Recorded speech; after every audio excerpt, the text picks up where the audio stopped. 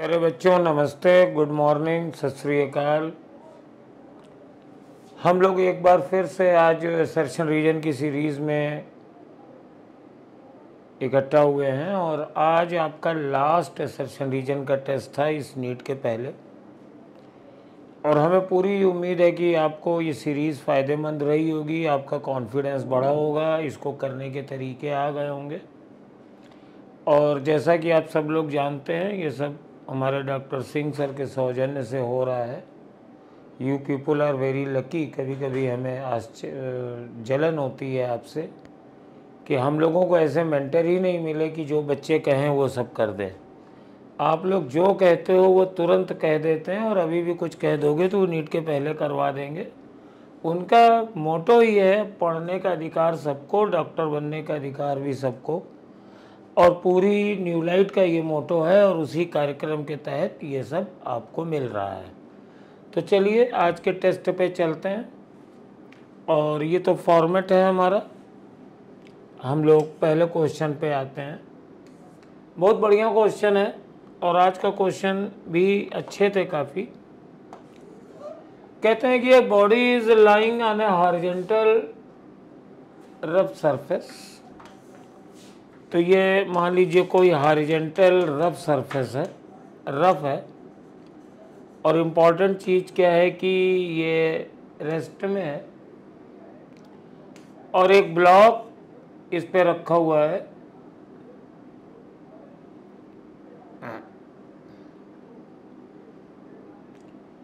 और एक कोई ऑब्जर्वर है and observer is moving with acceleration AI।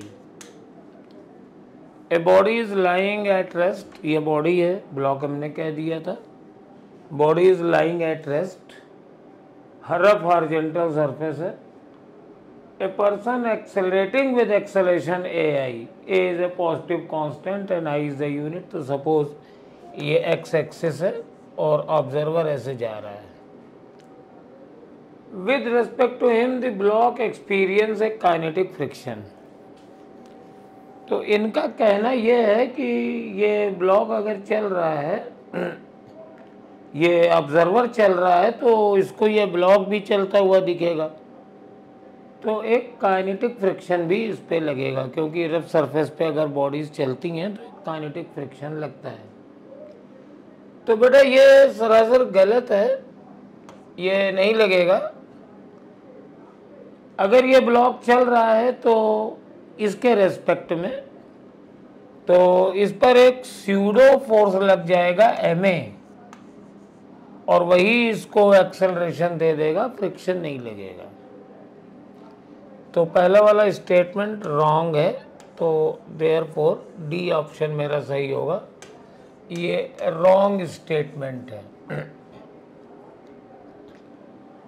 तो याद रखिए कि इनको दिख रहा है चलते हुए, बाकी लोगों को नहीं दिख रहा है। तो ये अगर एक्सेलरेट है तो इसका मतलब ये है कि ये ब्लॉक इधर चलता हुआ इन्हें दिखाई देगा, बट उसके अकाउंट में ये स्यूडो फोर्स होगा, फ्रिक्शन फोर्स नहीं लगेगा इसके अपोजिट। और whenever there is a relative motion between the contact surfaces then kinetic forces acts. तो ये तो सही है। अगर कोई बॉडी किसी सरफेस पर मोशन करती है, दोनों के बीच में स्लाइडिंग है, तो there will be a kinetic friction. Assertion is all right, sorry reason is all right but assertion is wrong. तो therefore answer is D. Okay, next question पे आते हैं।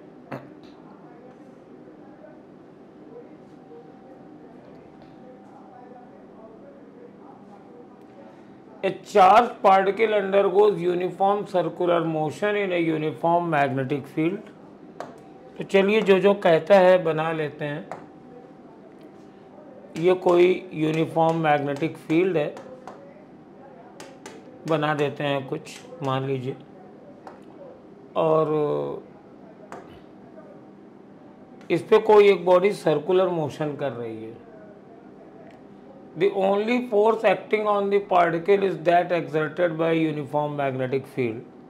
तो आप जानते हैं अगर पार्टिकल की वेलोसिटी v है तो there is a centripetal force mv square upon radius is equal to qvb.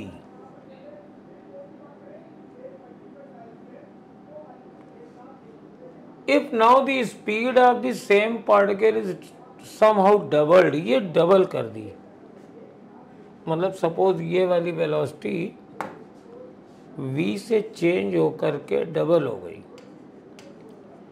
तो कह रहे हैं कि ये जो सेंट्रीपिटल फोर्स है ये 4 टाइम्स हो जाएगा। तो एक बार में तो देखने में सही लगता है, ये सेंट्रीपिटल फोर्स डबल हो जाता है, लेकिन हमें याद रखना चाहिए कि सेंट्रीपिटल फोर्स एक रिजल्टेंट फोर्स है, ये रियल फोर्स नहीं है। और हमेशा ये centripetal force mv square upon r बराबर qvb हो जाएगा। तो वेलोसिटी अगर डबल होगी तो ये फोर्स डबल होगा, और m 2v का square into b upon r is equal to q 2vb, यानी मेरे पास radius m into 2v upon qb हो जाएगी। यानी अगर आप चार्ज पार्टिकल की वेलोसिटी बढ़ाएंगे, डबल करेंगे, तो उसकी रेडियस भी डबल हो जाएगी। तो देयरफॉर ये वाला एक्सप्रेशन रॉन्ग इंटरप्रिटेशन है। अगर चार्ज पार्टिकल की वेलोसिटी मैग्नेटिक फील्ड में डबल होती है तो नॉट ओनली वेलोसिटी कंसीडर करेंगे but r will also be changed. यहाँ पे भी देखिए रेडियस भी डबल हो गई है, क्योंकि पहली रेडियस थी हमारे पास mv अपॉन qb। तो वेलोसिटी अगर डबल होगी तो ये फैक्टर भी 2 से हो जाएगा डबल, और सेंट्रीपिटल फोर्स डबल होगा, 4 टाइम्स नहीं होगा। इसलिए मेरा पहला स्टेटमेंट गलत है, तो आंसर मेरा डिसाइड हो गया। पहला गलत होते ही डी हो जाता है। और दूसरा कह रहे हैं कि the magnitude of centripetal force on A particle of mass m moving in a circle of radius v is mv square upon r। तो ये स्टेटमेंट बिल्कुल सही है, इसी को बराबर करके हम लोग सेंट्रीपिटल फोर्स निकालते भी हैं। लेकिन वेलोसिटी के चेंज होने पे सिर्फ ये चेंज नहीं होगा, भी आर भी चेंज हो जाएगा। तो नया सेंट्रीपिटल फोर्स फिर नई वेलोसिटी और नए रेडियस से कैलकुलेट होगा। इसीलिए पहला वाला गलत हो गया था। तो सॉरी, ये वाला स्टेटमेंट सही है और पहला वाला गलत है, इसलिए आंसर मेरा डी हो जाएगा। अच्छे क्वेश्चन थे आज के, कठिन भी नहीं थे और सोचने वाले थे, जैसे असर्शन और बीसन होता है। अब ये वाला देखिए, the base of Laplace correction was that exchange of heat between region of compression and rarefaction in air is adiabatic। तो ये सही स्टेटमेंट है।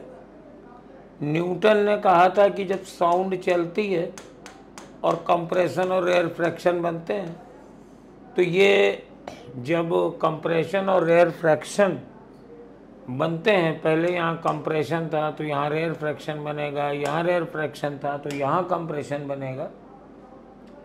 तो उस सिचुएशन में आपके पास ये आइसोथर्मल होते हैं, और उन्होंने फॉर्मूला दिया P अपॉन डी। ये न्यूटन था, ये न्यूटन का फॉर्मूला है। और जब इससे वेलोसिटी ऑफ साउंड निकाली गई तो मैच नहीं कर रही थी प्रैक्टिकल से, तब उन्होंने लाप्लासे ने कहा कि ये रेयर फ्रैक्शन और कंप्रेशन, चूँकि frequency is quite large, sound की फ्रीक्वेंसी 20 to 20,000 हर्ट्ज के बीच में होती है, तो सुनने वाली साउंड लगभग 1800-700 की फ्रीक्वेंसी पे रहती है, तो ये बहुत तेज बनते बिगड़ते हैं और हीट ट्रांसफ़र होने का टाइम नहीं होता है, तो देयरफॉर ये एडियाबेटिक होते हैं। और इसी बेसिस पे उन्होंने कहा यहाँ हमें आइसोथर्मल बल्क मॉडुलस लेना चाहिए, गामा पी एडियाबेटिक, और ये लाप्लासे ने दिया था। तो ये बिल्कुल सही स्टेटमेंट है, लाप्लासे ने ये कहा था, यही बेसिक था। और रीजन है compression and refraction are formed very rapidly, तो ये बहुत तेज चलते हैं और बहुत तेज बनते हैं, इसीलिए हीट ट्रांसफ़र नहीं होता है, इसीलिए उन्हें एडियाबेटिक मानते हैं। तो ये असर्शन भी सही, रीजन भी सही, और रीज़न उसको एक्सप्लेन भी कर रहा है, इसलिए इसका आंसर हम लोग ए मानेंगे। ठीक है, आइए अब देखिए नेक्स्ट क्वेश्चन देखते हैं। देख लीजिए पहले इसे, electric field E at a point P may be zero if potential at that point is zero। तो यहाँ may भी लिखा हुआ है,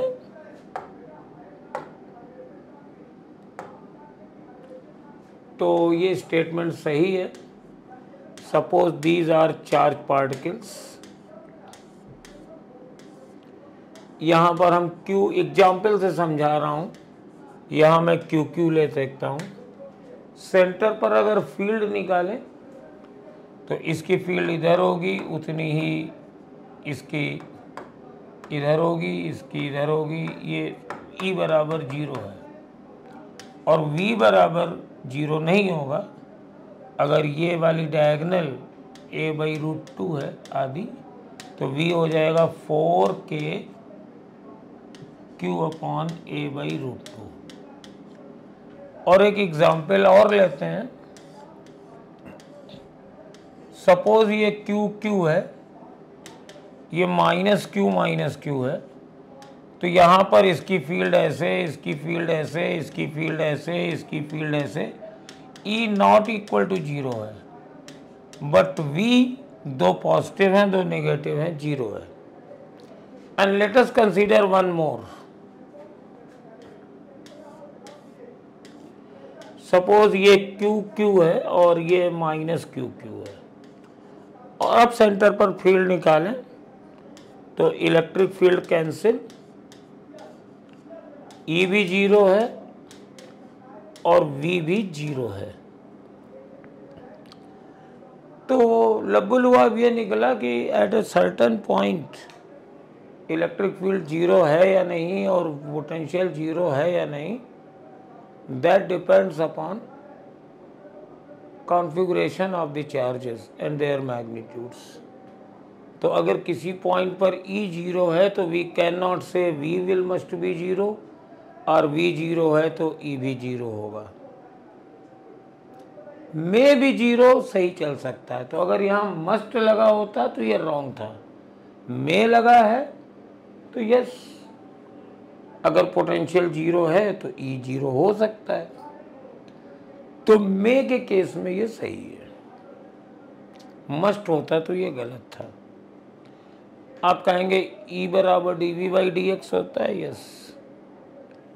अगर E 0 है तो V में वेरिएशन नहीं होगा, लेकिन वो 0 है कि नहीं ये हम नहीं कह सकते। और सेकंड है potential difference between two points in space is 0 if electric field at all the points in space is 0, तो ये भी सही है। If everywhere E will be 0, अगर पोटेंशियल तो उनके बीच में नो पोटेंशियल वेरिएशन, तो difference between any two points will be 0। तो दोनों ही सही हैं, लेकिन इससे हम ये कंक्लूड नहीं कर सकते हैं, इसलिए इसका आंसर हम लोग बी देंगे। चलिए लास्ट क्वेश्चन आते हैं आज का।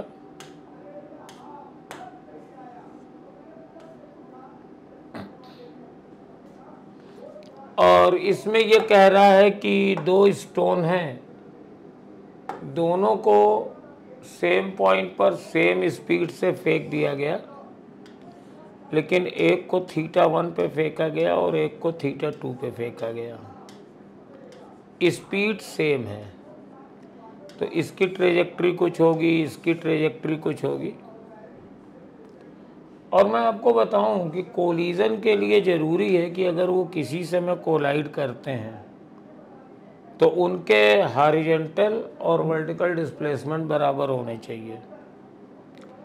तो कोलिजन के लिए suppose they collide at time t, तो u cos θ1 must be equal to u cos θ2 होना चाहिए।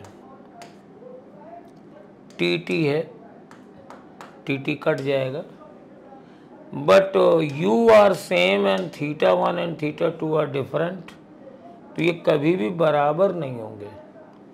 इसका मतलब है वो कोलाइड नहीं करेंगे, इसलिए ये स्टेटमेंट गलत है। कोलाइड ये तभी कर सकते हैं जब इनकी हॉरिजॉन्टल कंपोनेंट बराबर हो। और फिर टू स्टोन प्रोजेक्टेड साइमल्टेनियसली, लेकिन याद रखिए ये तब है जब दोनों एक ही जगह से फेंके गए हैं। अगर अलग अलग जगह से फेंके जाएंगे तो माइट भी पॉसिबिलिटी आ जाती, बट यहाँ पे दोनों सेम पॉइंट पर सेम स्पीड से फेंके गए हैं, इसलिए कोलिजन पॉसिबल नहीं है, because their horizontal components are not same. तो किसी भी टाइम पर वो एक ही जगह पे नहीं आ सकते हैं। एक ही जगह पे कोलाइड करने के लिए दोनों को एक समय पर एक पोजीशन पर होना चाहिए और उनके एक्स और वाई दोनों कोऑर्डिनेट सेम होने चाहिए। तो एक्स तो कभी सेम नहीं होगा, हम कंक्लूजन पे निकल गए।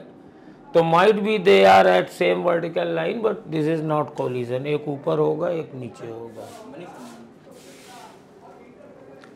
Reason for two stones projected simultaneously from same point with same speed at different angles with horizontal, their trajectories may intersect at some point।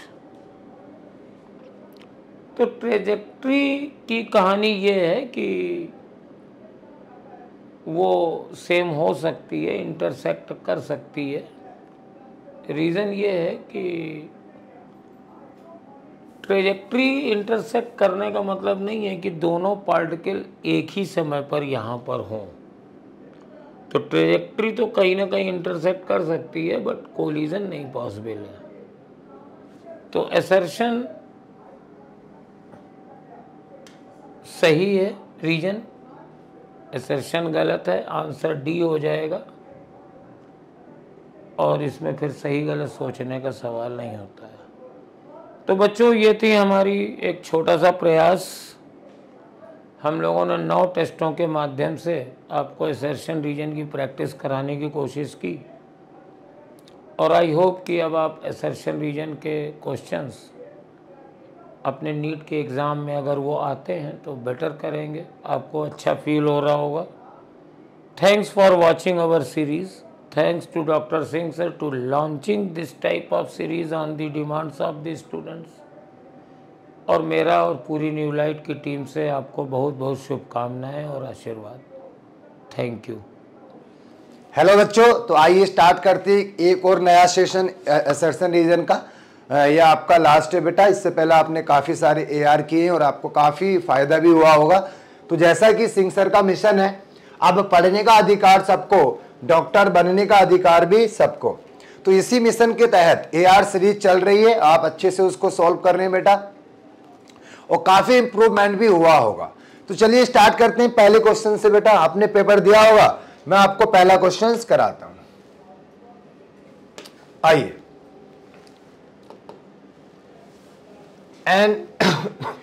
Na2O is a basic oxide. क्या लिखा है बेटा? Na2O is what? Basic oxide। Na2O is basic oxide, whereas Cl2O7 is acidic oxide.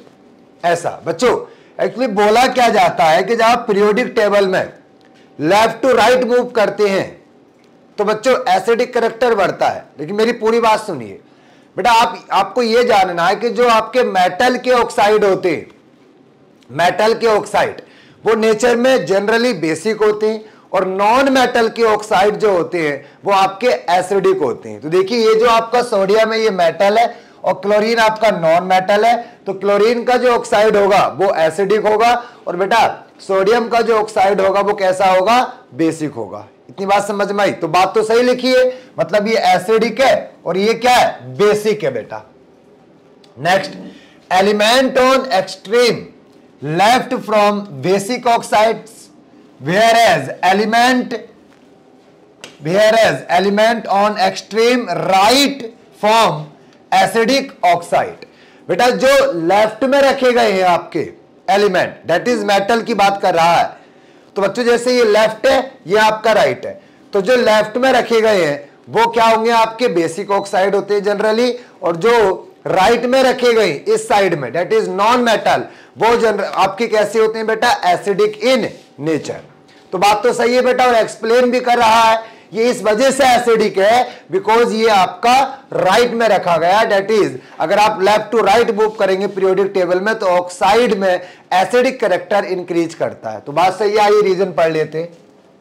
Reason बेटा, element on extreme left form basic oxides बनाते हैं बेटा, whereas elements on extreme right form क्या बनाएंगे, एसिडिक ऑक्साइड। तो सही बात है, तो आंसर हो जाएगा बेटा आपका फर्स्ट, दैट इज ए भी ठीक है, बी भी ठीक है और ए क्या है आपका, बी क्या है, दैट इज ए भी ठीक है और आर भी ठीक है और आर क्या है, करेक्ट एक्सप्लेनेशन है किसका, ए का। तो आंसर आ गया आपका फर्स्ट। चलिए समझ में आया होगा, आगे बढ़ जाते हैं बेटा। जो आपको एक दो पॉइंट्स लिखने हो वो लिख लेना, आपको पता होंगे वैसे तो।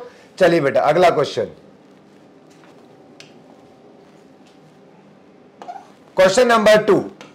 आइए क्वेश्चन नंबर 2 आपका ये है, boiling point of pentane, pentane का बॉइलिंग पॉइंट की बात हो रही है, is higher than 2,2 dimethyl propane. आओ बेटा मैं बना लेता हूं, पहले पेंटेन बनाइए। तो पेंटेन होती है CH3, 5 कार्बन का मैंने ऐसा एल्केन बना दिया, ये आपका क्या पेंटेन है।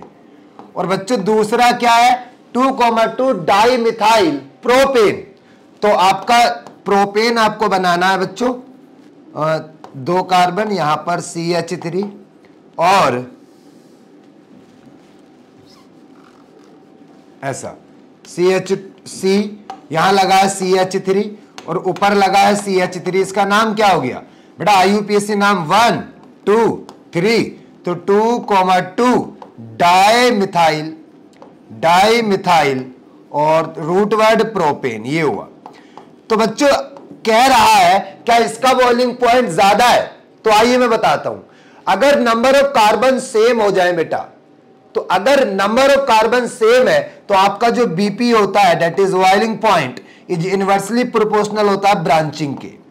अगर ब्रांचिंग बढ़ेगी तो बॉइलिंग पॉइंट घट जाएगा। क्यों, ब्रांचिंग के बढ़ने से सरफेस एरिया घटता है और सरफेस एरिया घटता है तो magnitude of van der Waals force of attraction आपका कम हो जाता है बेटा। इस वजह से इसका बॉइलिंग पॉइंट कम हो जाएगा। इसमें बेटा मोर ब्रांचिंग है, 2 ब्रांच हैं और इसमें कोई भी ब्रांच नहीं है, तो बात ठीक है कि पेंटेन का बॉइलिंग पॉइंट ज्यादा होगा किससे, 2,2 डाइमिथाइल प्रोपेन से। और इसका रीजन क्या, क्यों ज्यादा, because branching, number of carbon तो सेम है ना, तो बेटा ब्रांचिंग की वजह से, यहां ब्रांचिंग है इस वजह से इसका बीपी कम है, यहां ब्रांचिंग नहीं है इस वजह से इसकी बीपी ज्यादा है। तो ये इसका रीजन बनता। लेकिन क्या ये रीजन है लिखा हुआ कि नहीं है, सोचते हैं। आइए reason, there is a steady increase in the boiling point with increase in the molecular mass. बेटा मॉलिक्यूलर मास अगर आपका बढ़ेगा तो क्या बीपी बढ़ेगा, बढ़ता तो है बीपी, लेकिन बेटा यहां आपका रफ हो गया, चलिए नोट कर लेना आप वैसे।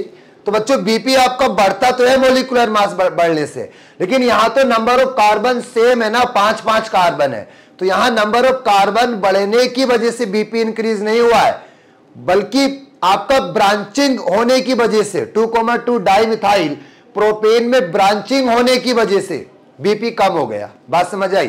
तो रीजन जो लिखा वो गलत है, नंबर ऑफ कार्बन तो सेम है ना। इतनी बात समझ में आई कि नहीं आई बच्चों?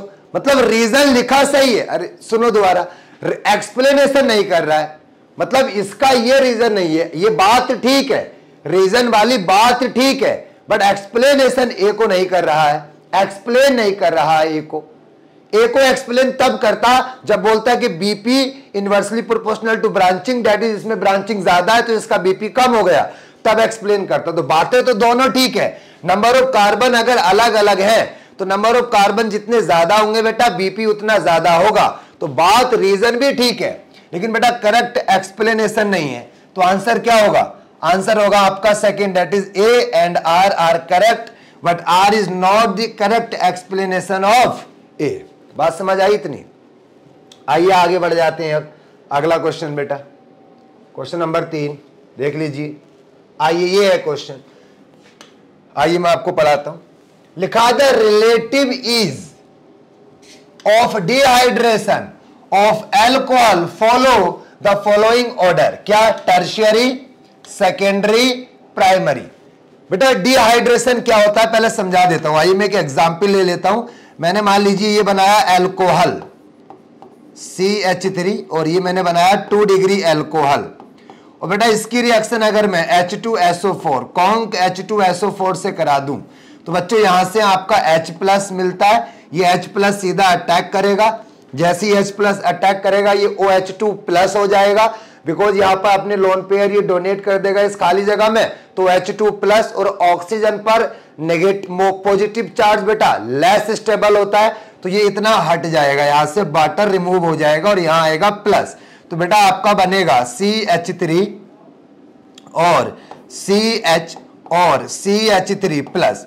और बच्चों ये जो स्टेप होता है that is removal of water, ये स्लो स्टेप होता है। क्यों? हमने कार्बोकैटायन बना लिया, इंटरमीडिएट बनता है, तो ये स्लो स्टेप है और RADS है, रेट को डिफाइन करेगा, रेट डिटरमाइनिंग स्टेप है। तो क्या कार्बोकैटायन का बनना RADS है? यस।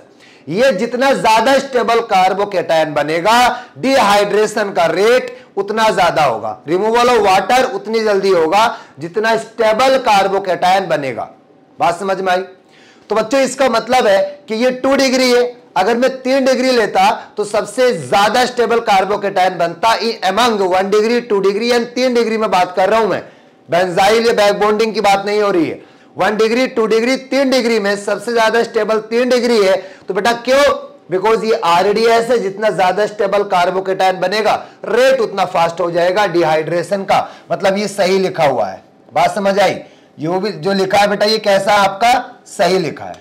चलिए आगे आइए। Reason formation of carbocation, yes carbocation बनता है, इज द स्लो स्टेप, बिल्कुल कार्बोकैटायन का बनना स्लो स्टेप होता है बच्चों, RADS स्टेप है ये, स्टेप ऑफ द रिएक्शन, सही बात है। और बेटा इसी वजह से कि ये आपका जो स्लो स्टेप है यही रेट को डिफाइन करता है, तो बच्चों एक्सप्लेनेशन भी दे रहा है ना। बात समझ आई? बिकॉज ये आपका स्लो स्टेप है, इसी से कार्बोकैटायन का फॉर्मेशन होगा, तो बच्चों स्लो स्टेप ही तो आपका क्या करके दे रहा है? स्लो स्टेप ही तो आपको बताएगा कि कौन सा कितना स्टेबल कार्बोकैटायन बनेगा।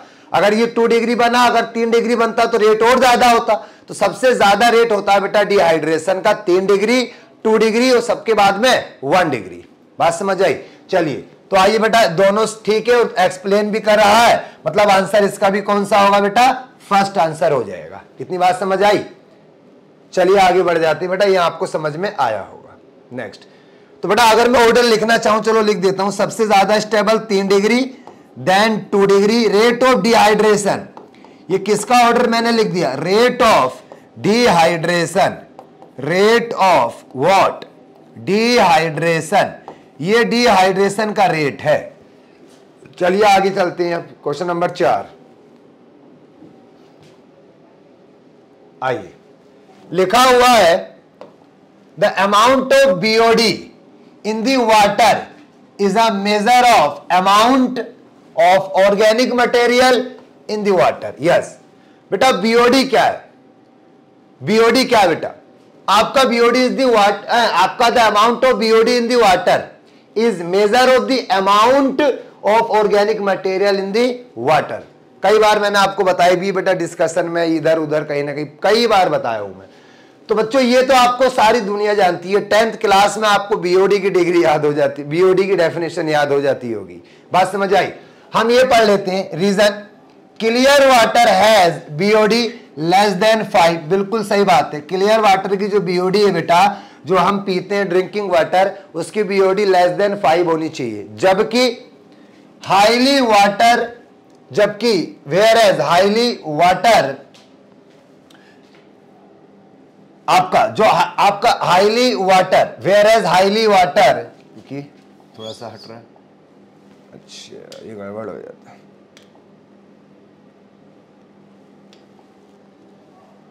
आइए क्या लिखा है बेटा, clear water has BOD less than 5 ppm, सही बात है। Whereas highly water can have, यहां लिख लेंगे बेटा हाईली पोल्यूटेड वाटर, यहां छूटा हुआ है, हाईली पोल्यूटेड वाटर है, highly polluted water, highly polluted water, जो बेटा हाईली आपका पोल्यूटेड वाटर होता है, can have BOD value of 17 ppm और मोर।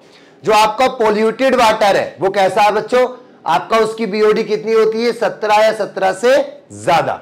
आइए रीजन, तो क्या बेटा ये दोनों बातें ठीक है, लेकिन क्या ये एक्सप्लेन थोड़ी ना कर रही है ये बात बेटा, एक्सप्लेन तो आपका बीओडी इस वजह से थोड़ी ना ऐसे इसकी डेफिनेशन बनी हुई है। बात समझ में आई कि नहीं आई? पक्का? तो बच्चों इसका आंसर क्या होगा फिर, second. Both A and R correct, but R is not the correct explanation of A. इतनी बात समझ आई? भाई बीओडी की डेफिनेशन इस वजह से थोड़ी बनी है, तो आंसर होगा इसका बी। चलिए आगे आ जाइए, नेक्स्ट क्वेश्चन नंबर, नेक्स्ट। चलिए अच्छा क्वेश्चन है, छोटा है लेकिन अच्छा है। Minerals are naturally occurring chemical substance in the earth crust obtainable by the mining. Yes बच्चों, मिनरल्स क्या होते हैं, क्या आपको पता है मिनरल्स क्या? बेटा मिनरल्स आपके जो मिनरल्स हैं, नेचुरली अकरिंग सब्सटेंस, जहां से आप मेटल को एक्सट्रैक्ट करते हैं वो मिनरल्स कहलाता है। बात समझ आई? बात समझ में आई? तो बात तो सही लिखी है। Reason, minerals are known as ore. ना बेटा, सारे मिनरल ओर नहीं होते, वो मिनरल जिससे आपका मेटल को एक्सट्रैक्ट किया जाएगा वो ओर कहलाता है। मिनरल अलग है, ओर अलग है बेटा। वो मिनरल जिससे मेटल को एक्सट्रैक्ट किया जा सकता है वो ओर कहलाता है। तो सारे मिनरल ओर नहीं होते। जैसे आपको मैं एग्जांपल बता सकता हूं, एक होता है आपका Al2O3.2H2O, बॉक्साइट, बड़ा पॉपुलर है बेटा। यहां से एल्यूमिनियम को एक्सट्रैक्ट किया जा सकता है, वहां से मैं एल्यूमिनियम को निकाल सकता हूं, एल्यूमिनियम को निकाल सकता हूं। तो आपका बॉक्साइट एल्यूमिनियम की ओर है। लेकिन एक होता है क्ले, Al2O3.SiO2.2H2O, ये क्ले, यहां से एल्यूमिनियम को आप निकाल नहीं सकते, एल्यूमिनियम को एक्सट्रैक्ट नहीं किया जा सकता। तो आपका जो क्ले है वो मिनरल तो है बट और नहीं है। क्यों? और तो वो कहलाएगी वो मिनरल जिस मिनरल से आप मेटल को एक्सट्रैक्ट कर ले, उसको निकाल ले मेटल को, तो बेटा वो मिनरल्स कहलाए, वो और कहलाएगी। बात समझ आई? तो क्ले मिनरल तो है बट और नहीं है। तो सारी मिनरल्स क्या और कहलाती है? नहीं। लेकिन क्या सारी और मिनरल से ही निकालते हैं? यस बेटा। तो आइए पढ़िए, इसका मतलब है mineral are also known as ores. ना, सारी मिनरल्स ऑर्स और नहीं कहलाती बेटा। जैसे क्ले मिनरल तो है बट और नहीं है, वहां से आप एल्यूमिनियम को नहीं निकाल सकते आप। तो बेटा इसका मतलब है आंसर ए तो सही है, ए ठीक है, आर गलत है।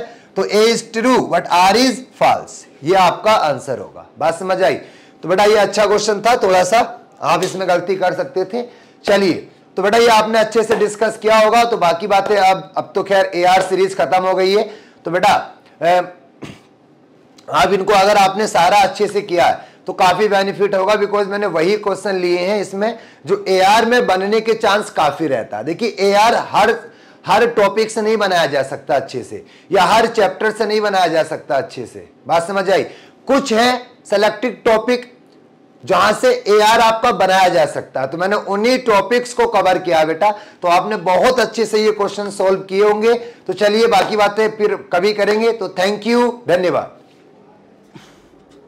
हेलो बच्चों, न्यू लाइट के यूट्यूब चैनल पर आप सभी का स्वागत है प्यारे बच्चों। और मैं विक्रम चक्रवर्ती आपके समक्ष लेकर के हाजिर हुआ हूँ। असर्शन रीजन टेस्ट का 9 टेस्ट था, जो कि आज हमारे इंस्टीट्यूट पर 9 से 9:20 पर ये हमारे ऐप पर टेस्ट हुआ था। और ये इस सीरीज का आखिरी टेस्ट है प्यारे बच्चों, जिसे सफलतापूर्वक मैं विक्रम चक्रवर्ती बायो का डिस्कशन, हमारे पिता समान RD सर जिन्होंने फिजिक्स का डिस्कशन, और मुस्तकीम सर मेरे सीनियर साथी जिन्होंने केमिस्ट्री का डिस्कशन, पूरे 9 टेस्ट हम लोगों ने प्रॉपरली ऐप पे कराए, ठीक है। और प्रॉपरली आप लोग को अधिक से अधिक मैक्सिमम कंटेंट देने का प्रयास किया। और इन सब के पीछे जो व्यक्ति इसके लिए हम लोग को इंस्पायर्ड किए वो हमारे डायरेक्टर सर, जिन्होंने कहा कि आखिरी समय पर हमारे इंस्टीट्यूट में बच्चों को असर्शन की समस्या से थोड़ी समस्या होती है।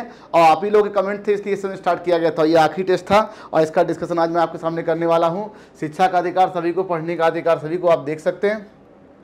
और ये रहा आपके सामने पहला सवाल,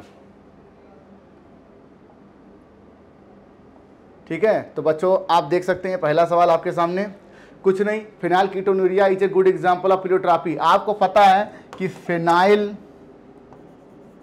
एलानीन, ठीक, फिनाइल एलानीन टायरोसिन में बदलता है, ठीक। ये एक अमीनो एसिड है, किस एंजाइम से? फिनाइल एलानीन हाइड्रोक्सीलेज, ठीक। ये एक एंजाइम है, पहली बात। या हम कह सकते हैं प्रोटीन है, इसको बनाने वाली एक जीन होगी, ठीक। और अगर ये जीन डिस्टर्ब हो जाए किसी कारण से तो फिर ये एंजाइम नहीं बनेगा, ये रिएक्शन नहीं होगा।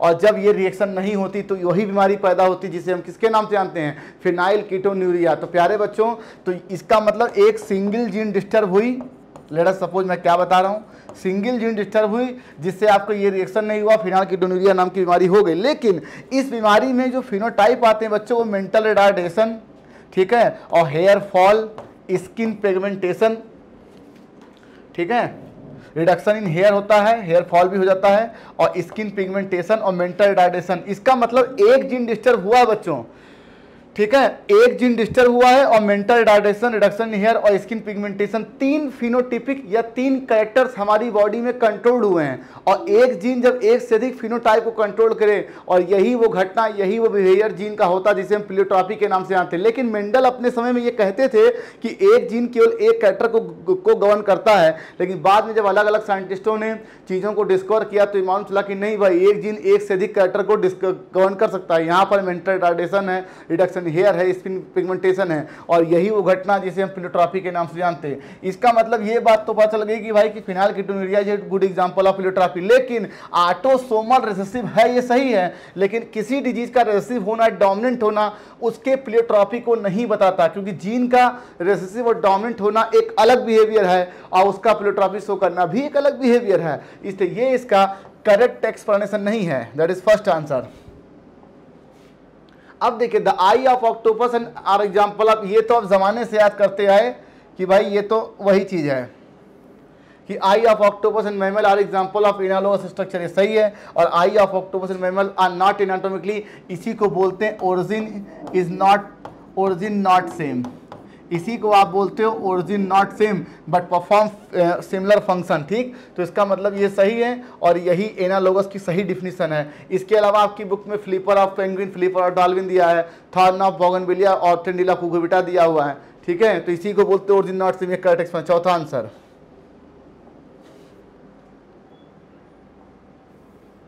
अब देखिए, द रेस्पिरेटरी पाथवे, आपकी बुक में बताया गया है कि फैटी एसिड जब एक रेस्पिरेटरी पाथवे, फैटी एसिड जब रेस्पिरेटरी सबस्ट्रेट की तरह यूज होता है तो सबसे पहले वो एस्टाइल कोएंजाइम में बदलता है, और एस्टाइल कोएंजाइम में आगे फिर रेस्पिरेटरी पाथवे में एंटर कर जाती है, ठीक। तो ये तो हो गया कैटाबोलिक प्रोसेस, ठीक, रेस्पिरेशन कैटाबोलिक। लेकिन जब बॉडी की नीड होती है तो यही रिएक्शन वापस उल्टे एस्टाइल कोएंजाइम में ग्लूकोज के डिग्रेडेशन से भी बनता है, ये आपको पता होना चाहिए। तो फिर ये रिएक्शन वापस फिर फैटी एसिड बनता है, तो ये हो गया एनाबोलिक, ठीक। इसी तरह से प्रोटीन में भी होता है कि कुछ एमिनो एसिड जब डिग्रेड होते हैं, बॉडी को नीड होती है, तो वापस प्रोटीन के लिए भी इसी तरह की प्रक्रिया होती है, प्रोटीन डिग्रेड भी होता है और प्रोटीन के एमिनो एसिड सिंथेसाइज भी होते हैं। इसका मतलब कि सिंथेसाइज और डिग्रेडेड दोनों हो रहा है, इसका मतलब कैटाबोलिक एनाबोलिक दूसरे दोनों हैं। तो इसका मतलब क्या हम ऐसा कह सकते हैं कि respiratory pathway consider amphibolic pathway, rather than a catabolic one, ये बिल्कुल सही है। और respiratory pathway involve both anabolism, बिल्कुल आप देख सकते हैं कि यहाँ पर एक कैटाबोलिज्म इन्वॉल्व हो रहा है, या एनाबोलिज्म इससे ही प्रोटीन के लिए भी होता है। तो ये इसका करेक्ट एक्सप्लेनेशन है, चौथा आंसर। अब देखिए मस्टर्ड, ये टाइप ऑफ ड्राई फ्रूट, आपको बताया गया था भैया कि जो फ्रूट होते हैं उनका पहला क्लासिफिकेशन तो सिंपल, ठीक है, एग्रीगेट और कंपोजिट, ठीक, ये तीन। सिंपल कुछ नहीं, मोनोकार्पेली सुपीरियर ओवरी या मल्टीकार्पेली सिनकार्पस सुपीरियर डेवलप होता है, एग्रीगेट मल्टीकार्पेली एपोकार्पस से डेवलप होता है, और जो कंपोजिट होता है वो पूरा का पूरा इन्फ्लोरेसेंस डेवलप होता है। ये एक क्लासिफिकेशन है। और दूसरा क्लासिफिकेशन बच्चों फ्रूट का ये है कि एक फ्रूट तो होगा भैया फ्लैसी और एक होगा ड्राई। जब फ्रूट वाल that is pericarp properly epicarp, mesocarp, endocarp में डिफरेंशिएट हो और इन तीनों में से कोई एक इडिबल हो जो कि फ्लैसी हो तो बोलेंगे फ्लैसी फ्रूट। और जब इन तीनों में क्लियरली डिफरेंशिएट ना हो पेरिकार्प, मतलब इपिकार्प, मीजोकार्प, एंडोकार्प में, तो बोलेंगे ड्राई फ्रूट, जैसे मस्टर्ड, जैसे कि व्हीट, राइस, ठीक है। तो ये इसका करेक्ट एक्सप्लेनेशन है भाई, क्यों mustard pericarp in not depend epicarp, mesocarp, endocarp, that is fourth answer. ये सही एक्सप्लेनेशन है भाई इसका।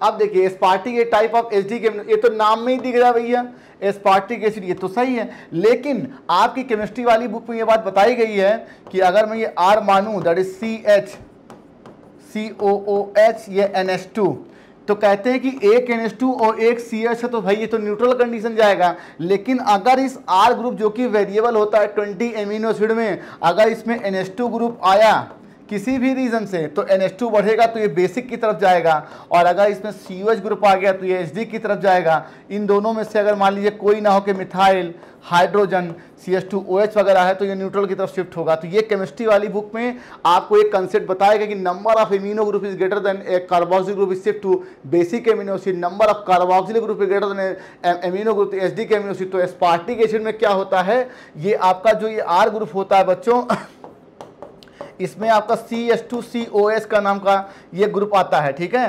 तो इसलिए एसिडिक एमिनो, लेकिन ये इसका करेक्ट एक्सप्लेनेशन नहीं है, क्योंकि नंबर ऑफ एमिनो नहीं, number of carboxyl group are greater than number of amino group, ये उल्टा लिखा हुआ है, ठीक है। तो ये गलत है, ये सही है। तो पहला सही है, दूसरा गलत है, दैट इज सेकेंड आंसर। अब देखिए सिक्स क्वेश्चन, कुछ नहीं, इन इकोसिस्टम, ये तो आपके बुक में पढ़ाया गया है कि जो नेट प्राइमरी प्रोडक्टिविटी आती है बच्चों वो ग्रास प्राइमरी प्रोडक्टिविटी में रेस्पायरेशन से लॉस से आती है। तो इसीलिए कहा गया कि in ecosystem net primary productivity is less than grass primary productivity. ये तो बात सही है, लेकिन ये लेस क्यों आती है, क्योंकि इसमें रेस्पिरेशन के लॉस हो जाते हैं। दैट इज फोर्थ आंसर, ये इसका करेक्ट एक्सप्लेनेशन है। इसीलिए आपसे कहा जाए कि कौन ज्यादा होता है, ग्रास हमेशा ज्यादा होता है। प्राइमरी ग्रास ज्यादा होगा प्राइमरी नेट से, सेकेंडरी ग्रास होगा सेकेंडरी नेट से, और टर्सी ग्रास ज्यादा होगा टर्सी नेट से। हमेशा रेस्पिरेशन के लॉस होते चले जाएंगे भाई। तो ये इसका करेक्ट एक्सप्रेशन है। ये बुक की लाइन लिखी थी मैंने, उससे एसर्सन रीजन ने मॉडिफाई करके आपको दिया है। ग्रास प्राइमरी प्रोडक्टिविटी माइनस इसका नेट पॉइंट, बिल्कुल सही आंसर है, चौथा आंसर। अब देखिए लिखा है कि पेनक्रियाज एक कंपोजिट ग्लैंड, इसी कंपोजिट को आप हेटेरोक्राइन भी कह सकते हैं, एक नाम और जान लीजिए। इसी को आप मिक्स ग्लैंड भी कह सकते हैं, अलग अलग बुक में अलग। एनसीईआरटी ने कंपोजिट दिया, क्यों? क्योंकि जो पेनक्रियाज होता है बच्चों, पेनक्रियाज, इसमें एक होता है आइसलेट्स ऑफ लैंगरहंस, ठीक, और एक आपकी होती है एक्सोक्राइन पार्ट, ठीक, ये एंडोक्राइन पार्ट है। इससे हार्मोन निकलता है, हार्मोन, और इससे डाइजेस्टिव एंजाइम निकलता है, ठीक है, डाइजेस्टिव एंजाइम। तो इसका मतलब कि पेनक्रियाज मिक्स ग्लैंड या कंपोजिट ग्लैंड क्यों है? क्योंकि ये एक्सोक्राइन एंडोक्राइन दोनों की तरह वर्क करता है। ये हार्मोन भी सिंथेसाइज करता है, सिक्रीट करता है, और डाइजेस्टिव एंजाइम भी सिंथेसाइज सिक्रीट करता है। तो ये इसका करेक्ट एक्सप्रेशन है भाई। ये बुक की लाइन थी, इसको मैंने उठा के निकाला है। क्यों पेनक्रियाज कंपोजिट ग्लैंड है? क्योंकि डाइजेस्टिव एंजाइम और हार्मोन दोनों सिंथेसाइज और सिक्रीट करता है, फोर्थ आंसर। और हार्मोन तो आप जानते हैं, इंसुलिन, ग्लूकागॉन। एंजाइम तो आप जानते हैं, डाइजेशन चैप्टर में, trypsin, chymotrypsin, carboxypeptidase, nuclease, lipase, pancreatic amylase. अब देख,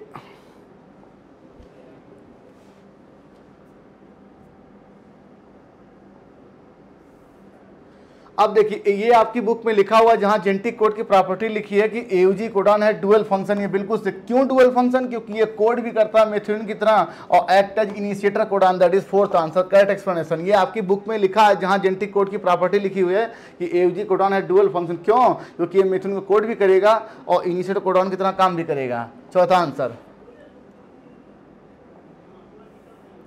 अब देखिए लिखा कि धतुरा फ्लावर। अब देखिए सबसे पहला काम तो भाई सिमेट्री क्या चीज है, कहते हैं कि as an imaginary line which are passes through centre of flower which must bisect into two equal half. एक काल्पनिक रेखा जो फ्लावर के सेंटर से पास हो और उसे दो बराबर भागों में बांटे तो उसे बोलते हैं इमेजिनरी लाइन को सिमेट्री। अब अगर ऐसा सिर्फ एक प्लेन मिले तो बाइलेटरल या जाइगोमॉर्फिक, और कई सारे एनी प्लेन मिल जाए, बहुत सारे प्लेन, तो बोलेंगे टीनोमॉर्फिक रेडियल। और कोई प्लेन ना मिले तो एसिमेट्रिक। और सेम एज एनिमल किंगडम में यही टर्म है, एसिमेट्री, बाइलेटरल या रेडियल। वहां पर सेंटर ऑफ ऑर्गेनिज्म से बॉडी से पास होता था और यहाँ फ्लावर से। तो धतुरा उसका एग्जाम्पल है भाई ये टीनोमॉर्फिक फ्लावर का। और इसके अलावा मस्टर्ड भी था, चिली भी है, ठीक है, ये आपकी बुक में दिए हैं। तो in Datura flower can be divided two similar half by any vertical plane. ये बिल्कुल सही लिखा। क्यों एक्टिनोमॉर्फिक है? ये किसी प्लेन से आप अगर फ्लावर को सेंटर से पास करेंगे तो ये दो बराबर भागों में बटेगा।